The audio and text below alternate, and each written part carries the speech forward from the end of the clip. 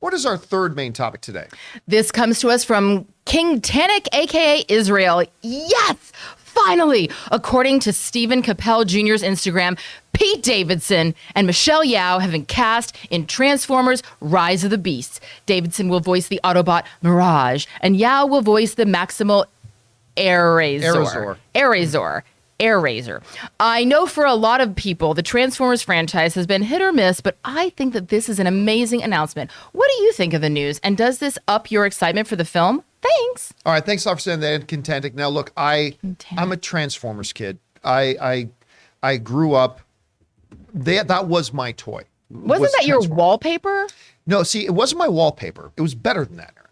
Okay, here we go. So this is. I knew there was a story. For those I of knew you who it. don't know, this is what it was. It was not wallpaper. It was wallpaper. So the original Transformers boxes, so they were a flat piece of cardboard, right, with a part that came out like this, where the toy was actually in, and you had an illustration of the Autobot or the Decepticon there, and then clear plastic so you could see the toy. And on the back of the box, you had a description of the character plus a power meter, going like, 0 to 10, like how was their leadership? How is their speed? How is their firepower? How is their strength, right? The power bar. So what I did, because I was cool. Very cool.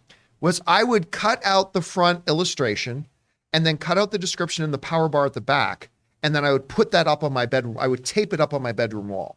Like wallpaper. Yeah. So, well, it wasn't wallpaper. It was just more like a collage of individual pictures, right? Mm-hmm. So I put them all up. So my walls were filled with Transformers, from Bumblebee, Jazz, Prowl, Sunstreaker, all over the place. Everybody, right?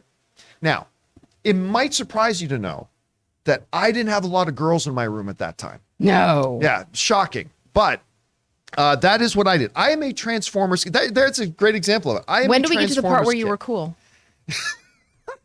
Oh, sorry. Did we hit that already? Okay. Implied that it was cool. Everything about what I just told you was the embodiment of super cool. Anyway, so I am a big Transformer because I loved. I don't care what anybody says. I loved the first Michael Bay Transformers movie. I loved it. It's so fun. Mm-hmm. I hated all the other ones. Everything's made out of balsa wood and sparklers. Everything explodes. I loved it. I hated all the other ones until Bumblebee, and then I loved Bumblebee. Mm-hmm. I'm not going to lie to you. I'm not a Beast Wars guy. I'm not a Maximals guy. I'm not, that's not my Transformers. So I'm not going to lie to you. I haven't been excited about this new one, but I'm definitely intrigued and interested. Now, my favorite movie of the year so far is Everything Everywhere All at Once with the immortal Michelle Yeoh. One of my other favorite movies the last couple of years is Shang-Chi, also starring Michelle Yeoh. I mean, this is a Michelle Yeoh era we live in. Love her. Pete Davidson, I've never cared about Pete Davidson, but in the last year or so, I've seen some of his stand-up, and he also is a recurring character on a show I watch called The Rookie and whatever. And I've actually come to find him pretty funny, all that kind of stuff. So put those two in Transformers, I don't care, because they're not actually in it.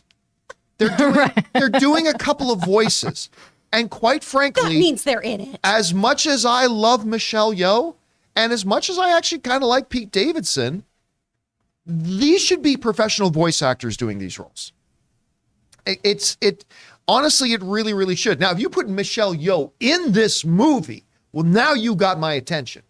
But if it's to voice one of the characters, then honestly, and I know I sound like a broken record saying it, but there are professional voice actors who do nothing but commit themselves all the time to just perfecting the art of voice acting. And I, quite frankly, think you would end up with a better product if you got them. All due respect to Michelle Yeoh, who I love. But yeah, I read this. I honestly, it doesn't make me that excited, despite the fact that I like these two individuals. Anyway, Chris, I heard a rumor you're actually a voice acting instructor. I am. That rumor is true. What do you think about this? So I'm not going to lie. I first saw a picture of Pete and Michelle pop up on my Instagram from The Hollywood Reporter, and I screamed and went, "Oh my God, is he dating her?" And I fully panicked. Not a bad assumption. I understand. That would track. Is not it would out track. Of the question. I just, my heart rose into my throat, and I was like, no. So there was that. I'm with you on the casting in general of bringing in these voice actors, right? If you want to see a voice actor really rally too right now about this movement of like putting in A-list name actors in place of voice actors, go on Twitter, see what Tara Strong's been writing. Tara Strong was Miss Minutes. That's why that character was so damn good, was because you had a VO pro in there. In general, though, too, I'm a little confused about Pete's casting, and I'm sure he'll do a great job ultimately. You know, the director will really work with them. You're more of a Transformers person than me. Mirage is kind of like an East Egg equivalent. Does not equate with me. Does not equate with me. He's like a Decepticon sympathizer who's of like high society back on their home planet. I don't understand it. Also can do like actual illusions and things like that too, which is going to be interesting, like turn invisible. I don't understand the casting on that just because that's not an aspect of Pete Davidson I've seen of being that kind of new money, highfalutin, snoot in the air kind of character, but maybe he can bring that, you know, he could contain multitudes. Who's to say? But ultimately, you know, I'm more into the Transformers to see things explode, so I'm really not expecting much here. Yeah, look, Pete did. When I think of Mirage in the original G1 cartoons that I used to watch, Pete Davidson voice does not equate with me. But that's okay. That's okay because this is going to be a new iteration of Mirage. Sure, yeah. They're going to do their own thing. And listen, if the director of Creed 2 thinks that with what he has in mind for Mirage, that Pete Davidson's voice is a good match for that, I'm okay with that too. Yeah. I just cannot help but think that there would be voice actors who would bring that even better to it otherwise. But I'm okay with the changes to Mirage because, you know, hey, let's see what a director wants to do. We want to take a second to thank the sponsor of today's video, Manscaped. Now, guys, you know I love Manscaped. You've heard me go on and on about the Lawnmower 4.0 and that body wash. I love it so much. And so we got to ask, guys, have you started your spring cleaning yet? The carpets need cleaning, the drapes need dusting, and your lawn needs mowing, gentlemen. And you guys know Manscaped is more than just one product. They have a whole lineup of products to help you guys feeling, smelling, and looking your best. And so Manscaped is proud to present to you the Performance Package 4.0, which is the only tool that you need to keep your boys looking, smelling, and feeling good this spring. Now, to start off with, you get the Lawnmower 4.0. Guys, we have talked about this. What is wrong with us? Why have we for so long been using these terrible tools that were never meant for cutting our hair down there? The razor clipper things on our electric razors. That's barbaric, guys. You need the Lawnmower 4.0. And then there's the Weed Whacker. You guys have heard our own Ray Ora talk about this thing. He loves using it to get that hair in your nose and the ear hair. And then they offer lots of other stuff like the Crop Preserver. It's an anti-chafing ball deodorant and moisturizer. The Crop Reviver. It's a spray-on toner for your balls. And of course, they've got the perfect grooming tool for your face with the Plow 2.0, the perfect razor for the finest shave on that face. So guys, get 20% off plus free shipping with the code CAMPEA. That's CAMPEA at manscaped.com. That's 20% off and free shipping with the promo code Campea at manscaped.com. It's time to throw out your old hygiene habits and upgrade your life. Anyway, Aaron, you heard about this. Dating relationships aside, what do you think about the news? Yeah, you know, Pete Davidson is certainly someone, he has a lot of films coming out. They're like, it seems like they're filming simultaneously. I'm sure that they're, you know, almost back to back.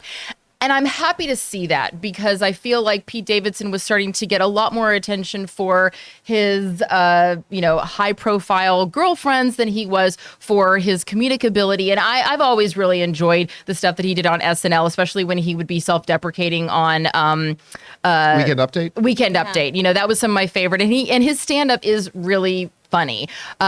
But that being said, I have not been as impressed. Even in The Dirt, I didn't find him to be very intriguing or his performance to be terribly compelling. So I am excited to see what he can bring besides just himself, which is a challenge for a lot of stand-up comedians. You know, if they're not playing a version of themselves, it is very hard for them to play and to be an actor versus being a comedian. And so in the tone of staying in your lane, I will say this. I am an actress. I work a lot in front of the camera. I have a voiceover agent. I've had a voiceover agent for a long time. And let me tell you how many voiceover jobs I've done. None. Why? Because I'm not very good at it. My friend Chris Carr over here, she does them all the time. It is a very different set of skills. Just because you can be an actor in front of the camera, that does not always translate. In fact, a lot of times it doesn't translate at all to being able to act without using any of your physical self, which as an on-camera actor, you're taught from the very beginning at drama school, like now you're going to be fire, now you're going to be earth. I mean, you're going to be a cat now. You have to do all this. 17, I never went to drama school. Exactly. So that's the thing is you are supposed to be in tune with your physical instrument as an on-camera actor, whereas as a voice actor, your whole instrument is just your voice. And that is a very difficult talent. I don't necessarily always think that just because you're good in front of the camera, that you can be a good voiceover actor. And this trend that we're seeing of just getting stars, all it does really is inflate the budget of a project. Yeah. And which means that money that would be in something else gets thrown into a celebrity's lap.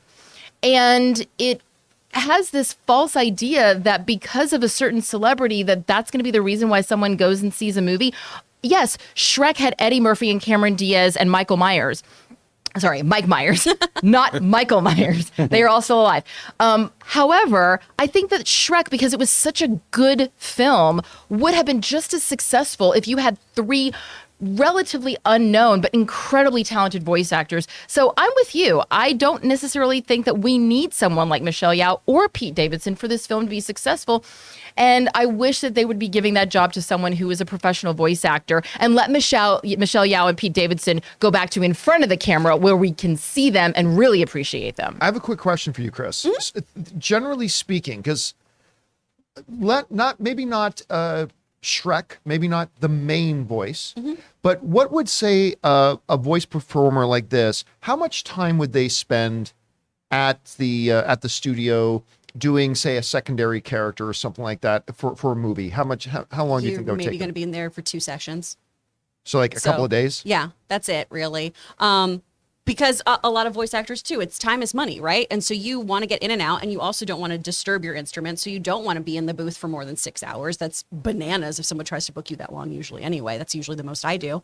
And it takes a lot more of a rev up to get your typical, like, on-camera actor to really be able to push and do what they need to. Who you need for months. Yeah. And there's a thing called plussing, basically, in voiceover, right? Where all of your nonverbal and reactionary things, you have to body them in a way where I'm making a vocalization of an eye roll, of my shoulder slumped, of things like that you take for granted, because 70% of the way that we communicate really is about our body language. Only about 7% of what we're actually saying is how people perceive communication. So in voiceover, you have to be able to communicate all of that through tone and through all these other secondary noises that you're doing. And a voiceover pro is going to be able to deliver that in a much faster way, where you can go, hey, I want 3 wild of this line. Okay, let me do that in 3 wildly different ways for you.